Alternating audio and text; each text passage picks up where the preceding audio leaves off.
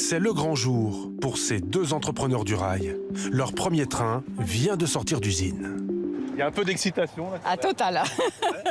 Comme des enfants. Ah oui. Ils en ont commandé 12 comme celui-là.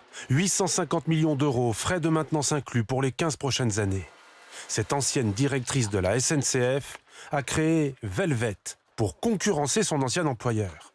Objectif, desservir la façade atlantique à partir de 2028. En fait, aujourd'hui, il y a 15% de voyageurs qui voudraient prendre le train, mais juste qui ne trouvent pas de place, en fait. Velvet desservira Rennes, Nantes et Bordeaux. Mais ce n'est pas la seule à venir concurrencer la SNCF. Déjà, Trenitalia exploite l'axe Paris-Lyon-Marseille et l'espagnol Renfe, le sud-est, vers Madrid ou Barcelone. Alors, la concurrence permet-elle de faire baisser les prix? Pour un Paris-Lyon ce vendredi, par exemple, en TGV plein tarif, c'est 115 €.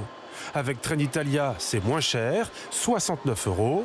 En face, la SNCF s'est alignée au même tarif avec ses Ouigo, sa filiale à bas coût. En moyenne, les tarifs ont diminué de 10% sur cet axe avec l'arrivée de la concurrence. Va-t-il y avoir plus de compagnies à l'avenir? Pas forcément, leur rentabilité reste à prouver. Pour opérer, il faut acheter des rames qui coûtent 30 à 40 millions d'euros l'unité. Il faut que ce soit rentable, ce qui n'est pas évident, sachant que pour utiliser l'infrastructure grande vitesse en France, ça coûte particulièrement cher. Autre frein pour les compagnies ferroviaires qui veulent se lancer sur le réseau français, l'homologation de leurs trains. Ceux de l'espagnol Renfe n'ont pas été autorisés à rouler entre Paris et Lyon.